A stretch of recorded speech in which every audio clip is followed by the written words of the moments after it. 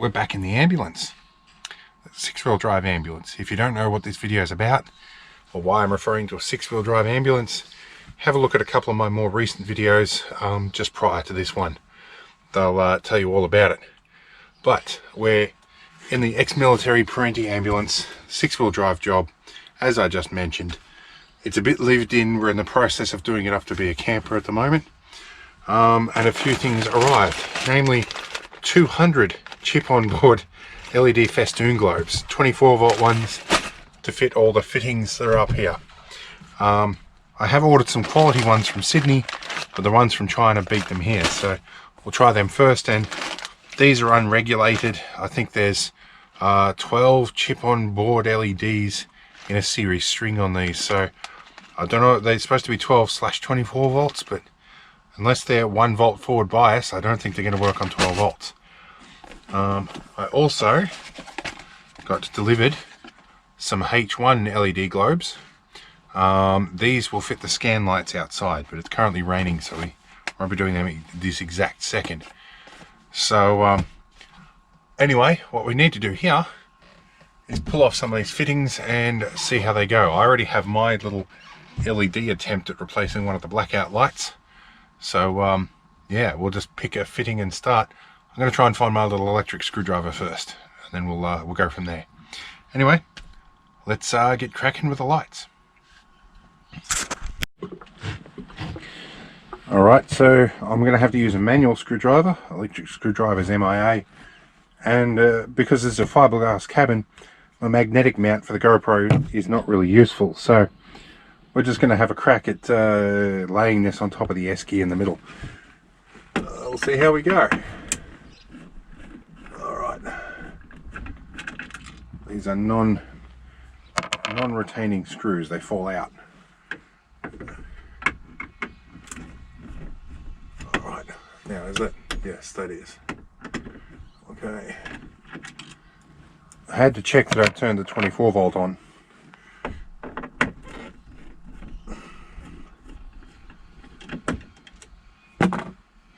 Nearly dropped a screw. Now I'm going to give these fittings a wash as I pull each one off. Yeah, there's a bit of dirt and dust in there. Alright, what have we got? So that is low power in the middle. Alright, we've got two different size globe fittings in here, one for low power, one for high power, but I'll see if I can squeeze one of these globes in both. So here's our big bag of globes. I don't know if these are polarized. I'm going to guess they are. I don't see a rectifier in them. Alright. Wow. Okay, that is unwholesomely bright, but it does work. We'll leave it on for a few seconds and see if it burns out. Alright, well, it's been a few minutes. It hasn't burnt out. I'm happy. It's hot to the touch, but still nothing like one of the incandescents might have been. Right, now I'm going to see if I can fit this in the shorter socket. We may get lucky.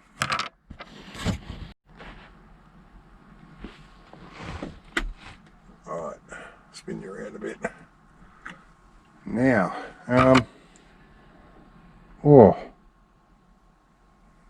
these are actually probably about the same size. Let's see. Oh, they're a bit looser. Let me turn on the interior lights. Where's that switch? Ceiling lights. Let's have a look. No. Let's see this way. Yep, they are polarized for sure. So, I'll give that bracket a bit of a bend. Actually, I'm not sure how wide the angle is on this camera, but you can probably see the difference in color temperature between the two globes as well. But yeah, I'll take one of these old globes inside and do a current rating comparison as well. Although I think I did that in a previous video anyway. These draw probably less than 10% of what the other ones do. So yeah, let's give this bracket a bit of a bend. Let's turn the lights off. Turn this off. Yeah.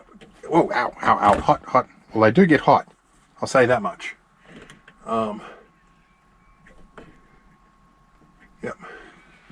only need about 1 mil difference. That one is too hot. Let's put a different one in. Yep. Alright.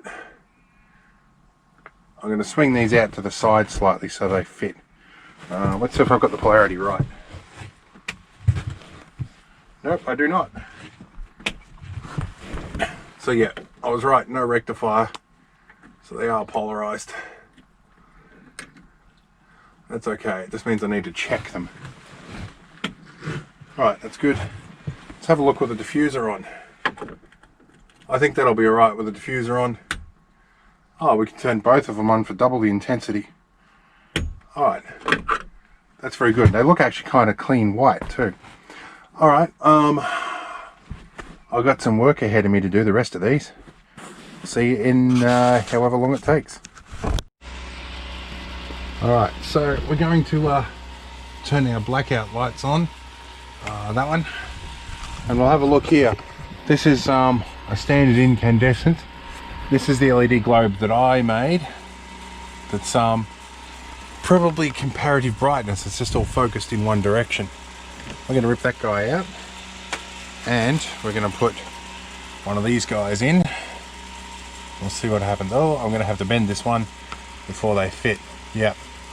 Okay, I'm going to bend that one. But yeah, we'll fix this one in a minute. Now this is our side-by-side or above and below comparison of the LED versus the incandescent. If I was to swing that full force towards the camera, and I'm nearly blind looking at that damn thing. So this is in full daylight, mind you. So yeah, I think these are going to be fairly decent. So anyway, I'm going to continue with changing globes. Alright, we run into a slight hitch, not surprising. Our upper lights work here. Lower light goes to a wire down the bottom that was disconnected. So we don't care about that. But this circuit has had a problem for a while. I'm not sure if it's switch contacts or what, but we've hooked this in with the same polarity, so I'll clean the light fitting up and put that back on. We may need to pull that out and find out what's going on over there. But anyway, we've got most of the lights put in here, or all of them really. I have some little T9 LED globes coming to fit these guys, the little map lights, and so yeah, we'll work on that. I've got my fan running because again it's a bit humid in here. I know it probably makes the footage a little windy, but now we're going to go inside and clean all these lenses. So how about we go do that?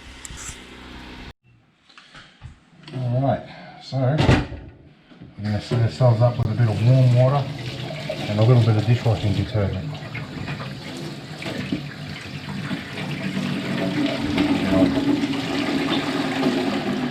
Look at that. I'm going to chuck these guys in. I'm going to let them soak for a moment. I'm going to give them a gentle brushing. Let it get rid of some of the junk, and I'll give them a gentle wash, and yeah, we'll go from there.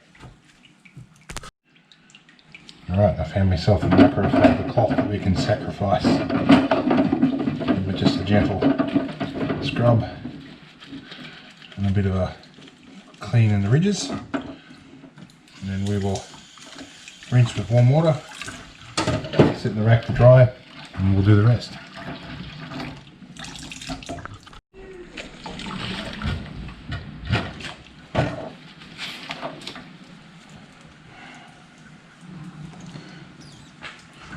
Alright, we're done.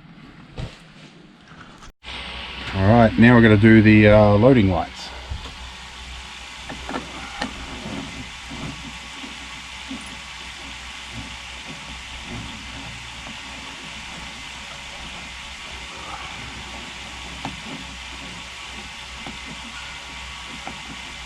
Long screws.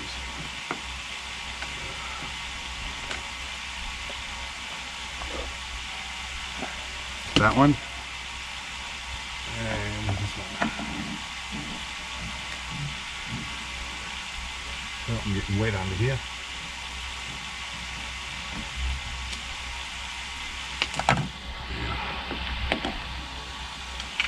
Right, this is a two-piece lens, dropping like that. Makes it certainly easy to clean. Actually, one thing I need to do with the other ones is get some spray and wipe, clean up this plastic chrome on all of them, make them look a bit better. Right, so there's 2 light fittings in that one, and these are a brighter intensity bulb. These are made in France, 24 volt 18 watt. They're a bit bigger. Let's turn our rear loading on here, see which way they go. Oh, they're a much longer globe. That's going to be interesting. Let me have a think about how to make these fit. Alright, so I've given these a bit of a Z bend. I made them too narrow, but we should fit in there. What's this one? I think we had them the right way around. Yep. I'll squeeze this in without the camera and we'll be back. Alright, a slight adjustment. And now I've got more lenses to wash and clean. So let's go inside and stick them in the sink and we'll be right back out. Now I'm going to do something a little silly. Before I go and clean these, I'm going to pull the other light fittings off and put these H1 LED globes in and see how we go. Well, I've still got somebody hanging around to hold a ladder for me. Alright, so we're on the side loading lamps and we've got our filter off, which has clearly been full of water at some point. I am going to have to remove this entire reflector at some stage, but not going to happen. Further evidence to it being full of water, the old H1 halogen's been wet. So temporarily I'm going to put these in like this. The stem on these is a little bit longer, which is in the way of that, so we will be getting back in here at some stage. And these screws have all stripped out as well, so yeah, and this rubber thing needs cleaning. So I'm going to clean the filters as best we can, but for the moment it's kind of raining at the second, so I'm just going to get this in here and get it sorted and functional, and then we'll come back and we will clean all this. I will get some contact cleaner while I'm in here now and give it a quick spray, but other than that I'm going to leave it mostly as is and leave it for a future date. I might even get all new light fittings and replace that, but anyway, for now we'll get this running. Alright, so frustratingly I've just turned all these lights on and we only get a little flick out of it just after I've done that bracket back up and put the rubber seal on. It now doesn't work. I think we're going to be replacing that fitting, largely because I think the fitting's buggered. There's dirt and rust and stuff everywhere here, so before I put fish oil on it, and actually that rubber seal isn't on properly anyway, so might as well peel this off and see what's going on with it. And I think I'm going to have to undo this bracket just enough to get that filter out. Yay, yeah, I think we're going to replace that whole light fitting. Pretty sure I can find something to fit that hole. Anyway, let's get the screwdrivers. Alright, so now it's working. Let's give all this a wriggle. Seems to be fairly firmly engaged. Everything's alright. Put the filter back on and see what happens. Alright, I'm going to put this back on and I need 2 hands to do it. And we'll see if it turns off halfway through. Alright, so the filter's on and it's still running. Let's see if we put the screws in and see what happens. Alright, so number 2 looks a little cleaner. But this one again doesn't work, and this is actually rattled loose in here, so they're actually fairly easy to remove. That might be where some of my water's been getting in, is through this little gap here, so I'll certainly tighten these guys up while I'm here. And we're going to go and wash this fitting, which is not anywhere near as bad, but we're going to wash it anyway. It should at least provide a tighter seal. The walrus will be happy, but we're going to be certainly sourcing some replacement light fittings for these. Alright, so lesson learnt from the other side. We're going to leave this one running while we put it together. It's a lot cleaner, but there's still lots of junk in here that's just not going to come off. So we will be sourcing some new light fittings that will hopefully make use of these globes. But anyway, let's get this cover back on. Okay, so 20 minutes later, lesson learnt. I had to loosen the screws a little bit again to make room for the rubber seal. And I found I had to put the rubber seal on first, then put this on, and then lever it on with a screwdriver. That was the most reliable way of doing it. But yeah, definitely new light fittings are going to be called for in the future. And I'm going to wash all these bits out. I'm not doing that today. Jack is standing on a ladder already, and there's bits of tree and crap under here. The solar panels on the roof are actually doing the job of keeping water out of the vents nicely, so I'm happy about that. Anyway, let's get this guard back on. Alright, so lesson learnt, all the threads in these things are also screwed as well, and not in the good way. So it might be a Loctite job for them later. I'll put some stainless ones in at some point. They're rusty. For now, a little quick squirt of fish oil should keep them alive for a little while. I'll do that now that I've finished putting these on and they both work. So let's go wash those other filters and put them back on. Alright, so a whole heap of stuff has changed since the last clip. About 4 hours have passed and I'm exhausted, but we won't go into that. But now, in cleaning these up, this has got a permanent abrasion mark in here where it's been rubbing up against the plastic, so the dirty one will go back on the dirty side. This has got the same deal here. I probably could get this clean over time. I'm not going to bother because I can still buy these things, so I'm going to buy a couple of new ones eventually. We'll put them back together. So let's get these rings and put them back on and see how they look. Alright, our lights are on. Let's see how they go. Well, they look alright. We'll see when it gets night time how they actually work. So that'll be good. It is starting to get a little darker in here, and these are looking a little better, but of course cameras with auto exposure, it's a bit hard to tell from that. Now, one of the things I will be doing is pulling these panels off at some point, seeing what the backlights are on these bits and also what interior lights are, or what indicator lights are being used in those, and whether or not I can replace them with LEDs. So yeah, but for now it's time to pack up the tools. I am thoroughly exhausted.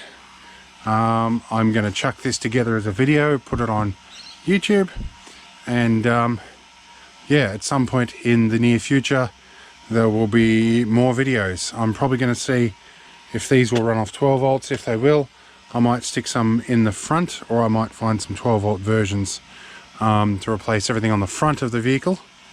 And I have a power meter that may go in this stainless panel. We'll figure that out as we go. Anyway, I had to pack up a few things, and then I'm going to pass out in bed. See you all later. Now, I forgot something. We're not over yet. I forgot to do a test. It's not completely dark yet, but I've shut the back door. And it is like daylight in here. Nice, clean, clinical, high color temperature lights. We'll do another quick clip of the outside lights once it gets properly dark. But this is going to be good. Let's go blackout. Blackout lights are even going to work well too. Alright, let's check outside. Alright, so it's properly dark now. We're going to go up to the panel, turn on our interior lights and both scan lights, which are working quite brightly. Let's have a look around the side here. Well, it's working bright enough to see the entire side of the house, and for comparison we will turn them both off, and we can't see much out here at all, so that's not too bad. Alright, now we can end this episode. I'll see you all in the next one.